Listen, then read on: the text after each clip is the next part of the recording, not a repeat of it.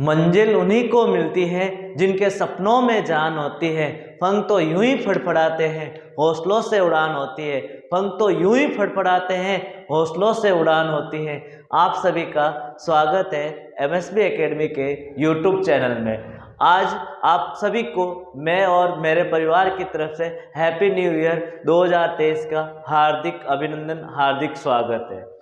तो आज की हमारी क्लास होगी वर्ष से संबंधित क्षेत्रफल, area related to circle. Class 10th का है, चैप्टर नंबर 12। इसको स्टार्ट करेंगे आज हम तो इसका फर्स्ट हम लेंगे इंपॉर्टेंट डेफिनेशन, महत्वपूर्ण परिभाषा। महत्वपूर्ण परिभाषा कि कौन कौन सी परिभाषाएं है इस चैप्टर में, कौन कौन से फॉर्मूले हैं, वो सारी लेंगे हम। तो इंपॉर्टेंट डेफिनेशन,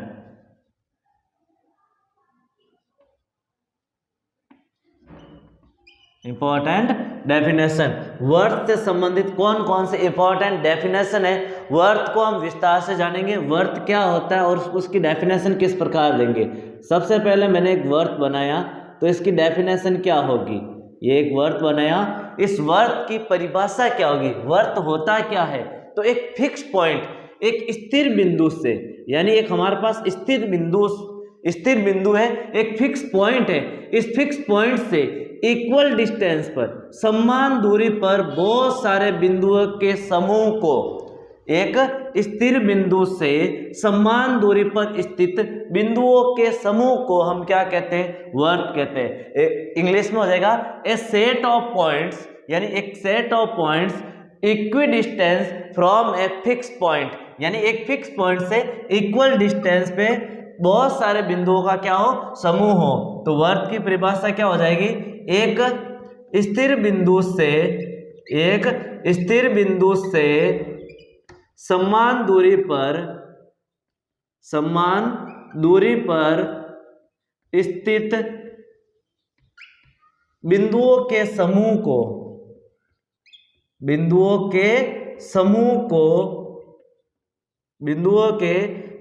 को वर्थ कहते हैं। क्या कहते हैं, वर्थ कहते हैं। इंग्लिश में डेफिनेशन हो जाएगी a set of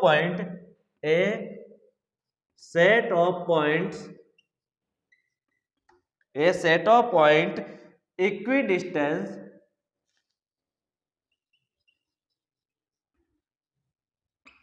equidistance from a fix point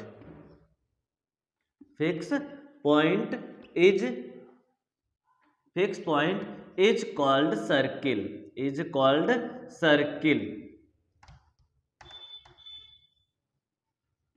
हम उसे क्या कहेंगे, सर्किल कहेंगे। सर्किल किसे कहेंगे, यानी एक फिक्स पॉइंट से इक्वल डिस्टेंस पर बहुत सारे बिंदुओं का समूह है, उसे हम क्या कहते हैं, वर्थ कहते हैं। वर्थ के अंदर हमारे पास एक सेंटर पॉइंट होता है। क्या होता है, सेंटर पॉइंट, जिसे बोलते हैं केंद्र बिंदु। कौन सा बिंदु, केंद्र पॉइंट, यानी केंद्र यानी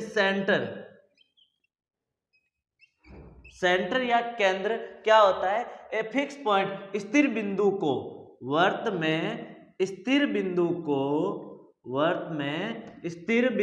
को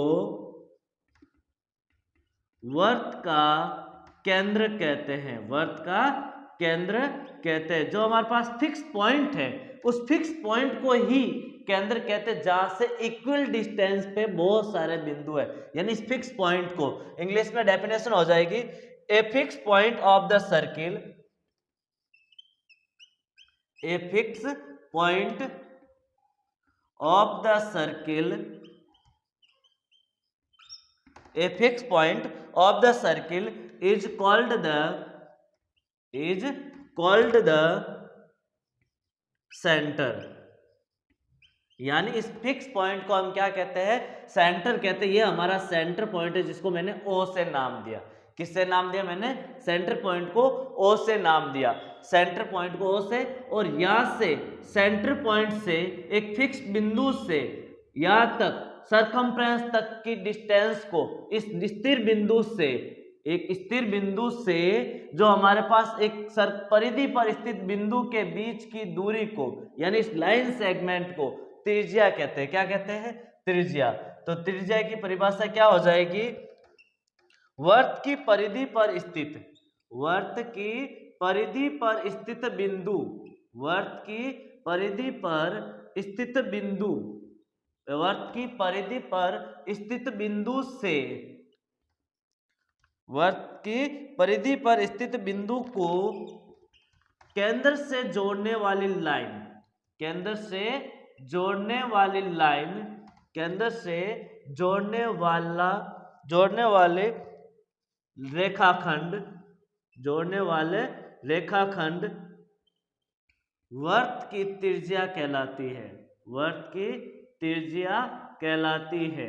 यानी त्रिज्या किसे कहते हैं? वर्त सरकमफ्रेंस पर, परिधि पर स्थित बिंदु को केंद्र से जोड़ने वाली लाइन को, जो लाइन सेगमेंट है जो परिधि पर स्थित बिंदु को केंद्र से जोड़ने वाली लाइन सेगमेंट को यानी इस रेखाखंड को वर्त की त्रिज्या कहते हैं। इंग्लिश में डेफिनेशन हो जाएगी the line segment,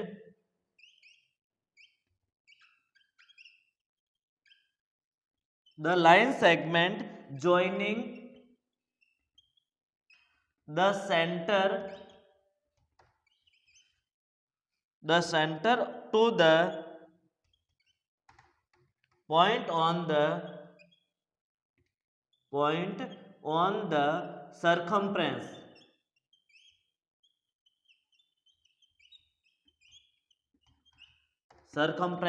is called of the circle is of the circle is called radius। यानी त्रिज्या को हम बोलते हैं रेडियस। क्या बोलते हैं? रेडियस। रेडियस क्या हो जाएगी? ये इसको आर से डिनोट करूंगा। ये रेडियस है मेरे पास, जो क्या होता है सेंटर पॉइंट, सरकमफ्रेंस पर एक पॉइंट है, उसको केंद्र से जोड़ने वाले लाइन सेगमेंट को हम क्या कहते हैं? त्रिज्या कहते हैं। ये हमारे पास एक वर्त है, इस वर्त के बीच में क्या होता है? हमारे पास सेंटर पॉइंट होता है, केंद्र बिंदु होता है, और इस केंद्र बिंदु को यहाँ से एक परिधि से बिंदु को जोड़ने वाली रेखाखंड को त्रिज्या कहते हैं, जिसको आर से डिनोट करते हैं। किससे डिनोट करते हैं? आर से। और जब सरकमफ्रेंस पर, परिधि पर स्थित दो बिंदुओं को जोड़ने वाली रेखाखंड सेंटर से होते हुए जाती है, तो केंद्र बिंदु से होते हुए जाती है, तो इस लाइन को, इस लाइन सेगमेंट को, जो हमारे पास ये रेखाखंड है, इसे हम क्या कहते हैं? डायामीटर या व्यास। क्या कहते हैं?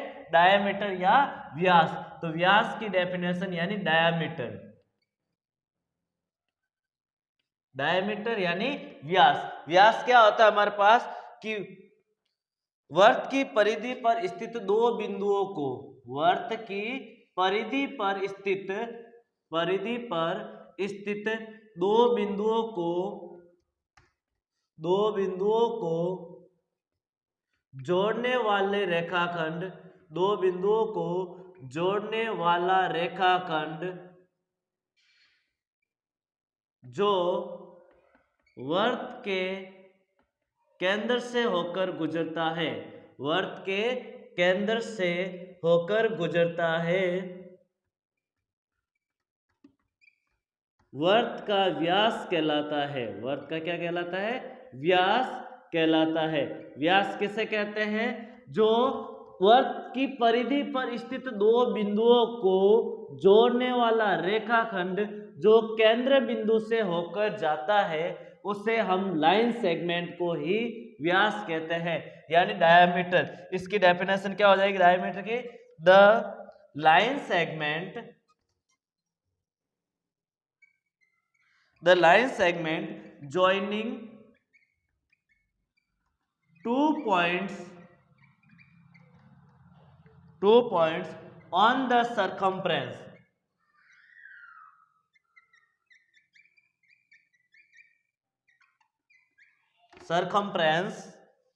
of the circle circle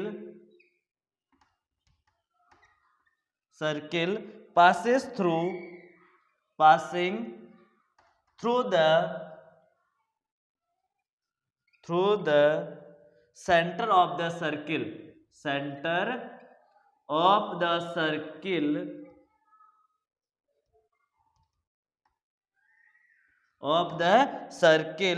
is called the diameter. Diameter किसे कहते हैं? The line segment joining two points on the circumference of the circle passing through the centre of the circle is called the diameter, यानी जो centre point से होकर जाता है और दो बिंदुओं को जोड़ता है उसे क्या कहते हैं हम? डायामीटर। यहां से हमारे पास डायामीटर को हम क्या लिखेंगे? रेडियस का डबल, 2 मल्टीप्लाई रेडियस, यानी व्यास बराबर 2 इंटू त्रिज्या, यानी त्रिज्या का डबल बोलेंगे तो क्या आ जाएगा? व्यास। देखो ये सेंटर पॉइंट है, यहां से यहां तक त्रिज्या और यहां से यहां तक त्रिज्या, यानी इस त्रिज्या को डबल करेंगे तो व्यास आ जाएगा। क्या आ जाएगा? व्यास। नेक्स्ट आता जीवा या कॉर्ड।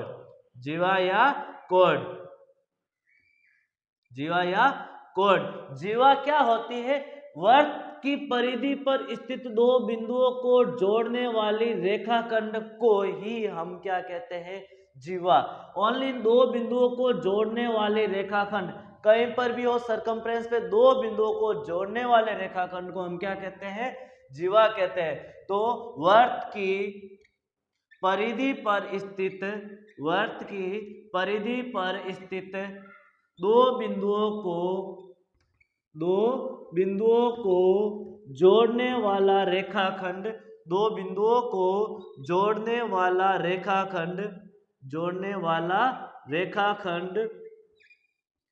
जीवा कहलाता है। वृत्त की क्या कहलाते हैं? जीवा कहलाती है। जोड़ने वाले रेखाखंड जीवा कहलाती है। यानी जो हमारे पास सर्कमफ्रेंस पे 2 पॉइंट है उसको जोड़ने वाले रेखाखंड को ही हम क्या कहते हैं? जीवा। इंग्लिश में डेफिनेशन हो जाएगी द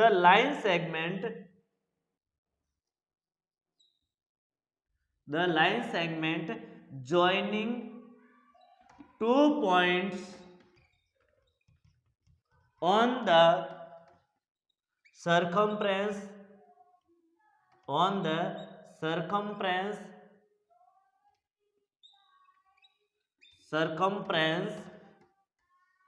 of the circle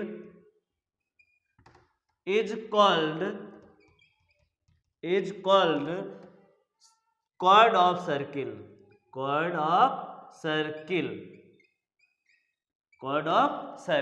उसे हम क्या कहते हैं? जीवा। तो इस वृत्त के अंदर इसको मैं नाम दूंगा जीवा यानी कॉर्ड, इसको नाम दूंगा मैं डायमीटर यानी व्यास, और इसको नाम दूंगा रेडियस यानी त्रिज्या, और इसको नाम दूंगा मैं केंद्र बिंदु या सेंटर पॉइंट। नेक्स्ट डेफिनेशन चाप यानी आर्क या चाप क्या होता है? हमारे पास एक सर्किल होता है। क्या होता है? सर्किल। इस सर्किल के अंदर दो सर्कमफ्रेंस पर 2 पॉइंट होते हैं। इस दोनों पॉइंट के बीच की दूरी को हम क्या कहते हैं? आर्क कहते हैं। क्या कहते हैं? आर्क। यानी इस पॉइंट को मैं क्या कहूंगा? चाप कहूंगा। ये छोटा है तो मैं बोलूंगा लघु चाप। कौन सा हो जाएगा? लघु चाप यानी छोटा चाप, जिसको बोलेंगे लघु यानी माइनर आर्क। और ये इसका बड़ा वाला भाग है, इधर वाले भाग को मैं बोलूंगा दीर्घ चाप यानी मेजर आर्क। तो अब ध्यान दो, चाप क्या होता है? परिधि पर स्थित दो बिंदुओं के बीच की दूरी, परिधि पर स्थित दो बिंदुओं के बीच की दूरी, दो बिंदुओं के बीच की दूरी चाप कहलाती है। दो बिंदुओं के बीच की दूरी को क्या कहते हैं? चाप कहते हैं। इंग्लिश में डेफिनेशन हो जाएगी the distance between the distance between the distance between 2 point on a circle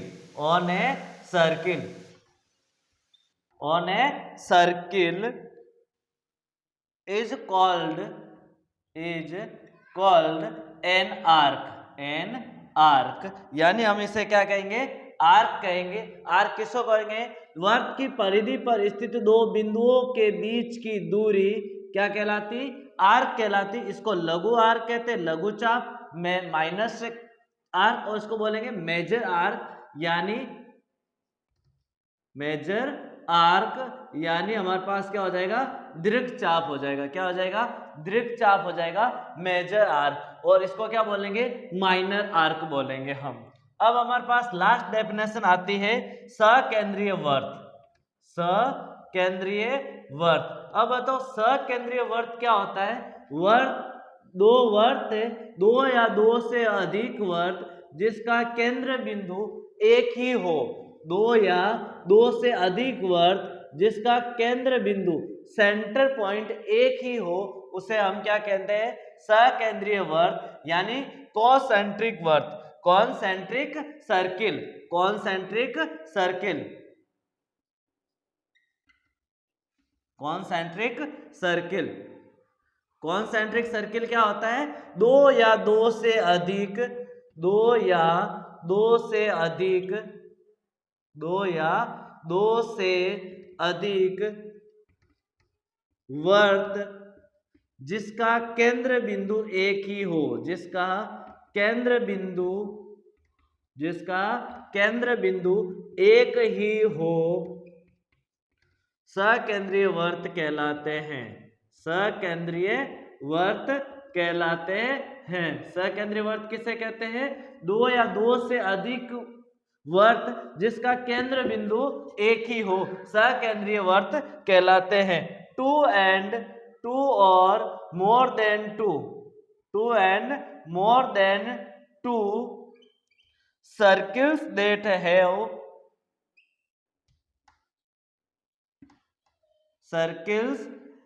that have the same center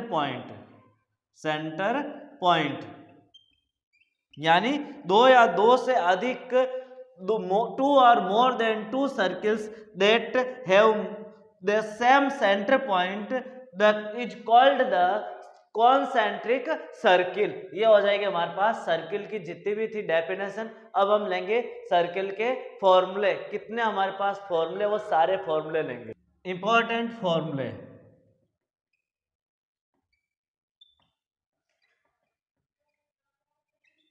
महत्वपूर्ण सूत्र हमारे पास इस सर्किल के चैप्टर में जितने भी क्वेश्चन है, उन सारे क्वेश्चन में कौन कौन से फॉर्मूले यूज होंगे। तो सबसे first formula, area of circle, वृत्त का क्षेत्रफल, यानी हम बोलेंगे एरिया ऑफ सर्किल क्या हो जाएगा, पाई आर स्क्वायर। दूसरा फॉर्मूला, वृत्त की परिधि, यानी हम बोलेंगे सरकमफ्रेंस ऑफ सर्किल,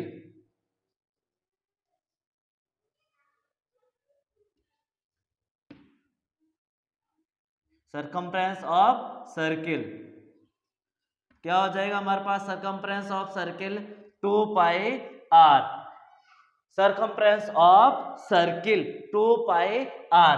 तीसरा फॉर्मूला होता है हमारे पास कि चाप की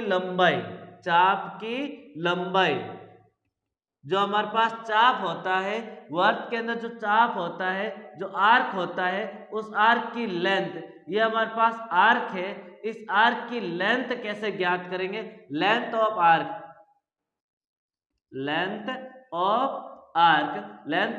का फॉर्मूला होता है पाई आर थीटा अपॉन 180।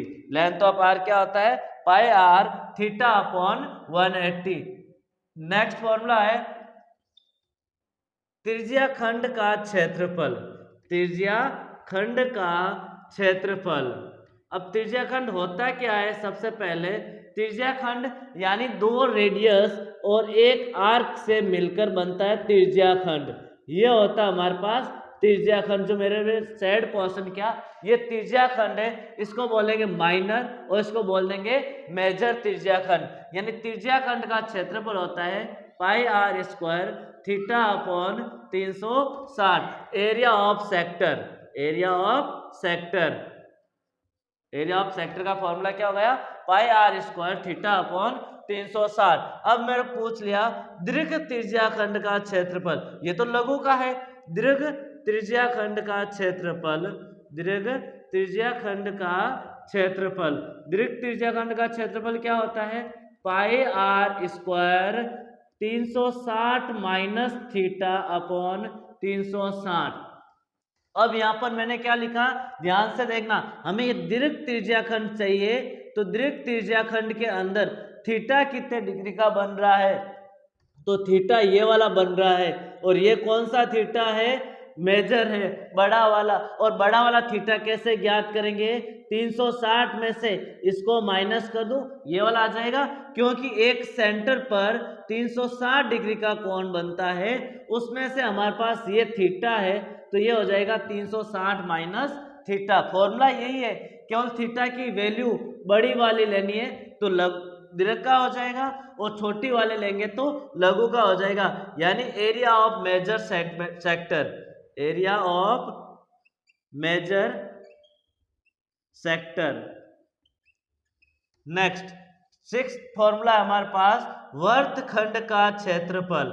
वर्तखंड का क्षेत्रफल, हमारे पास एक वर्तखंड बनता है। अब ध्यान दीजिए, वर्तखंड बनेगा कौन सा? वर्तखंड होगा कौन सा? यानी ये मेरे पास सर्किल है, इसके अंदर एक कोड है और एक आर्क है। यानी एक कोड और एक आर्क से मिलकर हमारे क्या पास क्या बनेगा?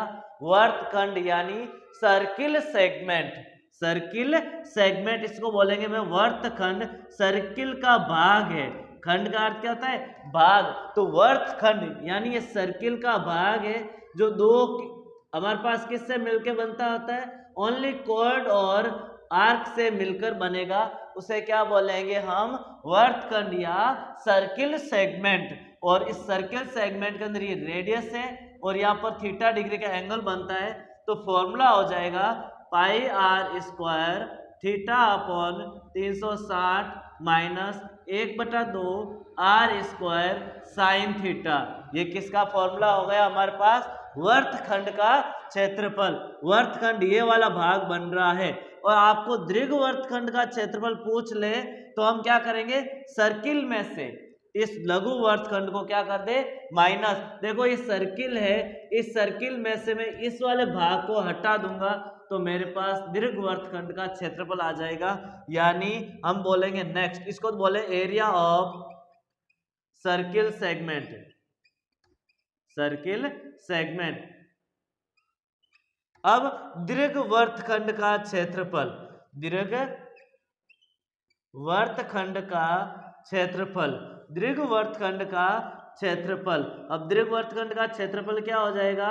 वर्त का क्षेत्रफल माइनस, वर्त का क्षेत्रफल माइनस वर्तखंड का क्षेत्रफल, लघु वर्तखंड का क्षेत्रफल, लघु वर्तखंड का क्षेत्रफल। ये हो जाएगा हमारे पास दीर्घ वर्तखंड का क्षेत्रफल। यानी हम बोलेंगे area of major segment, area of major segment equals to area of circle minus area of minor segment, area of minor segment. Last formula है हमारे पास वर्त से संबंधित, यानी हमारे पास फॉर्मूला होगा वलय का क्षेत्रफल। वलय का क्षेत्रफल, वलय का क्षेत्रफल। वलय होता क्या है? यानी सर्किल के अंदर सर्किल, सर्किल के अंदर सर्किल, और हमें इस पार्ट का एरिया पूछ रहा है, तो मैं इसको नाम दूंगा वलय। क्या नाम दूंगा? वलय का क्षेत्रफल, यानी area of ring, area of ring, यानी एक रिंग ही बन रही है और एरिया ऑफ रिंग क्या होता है पाई r1 का स्क्वायर माइनस r2 का स्क्वायर, क्योंकि यहाँ से यहाँ तक r2 ले लिया और यहाँ से यहाँ तक r1 हो गया, तो फॉर्मूला क्या हो गया पाई r1 का स्क्वायर माइनस r2 का स्क्वायर। नेक्स्ट फॉर्मूला है वर्ग का क्षेत्रफल। वर्ग का क्षेत्रफल, ये भी क्वेश्चन आएगा हमारे पास। वर्ग का क्षेत्रफल क्या होता है एरिया ऑफ स्क्वायर।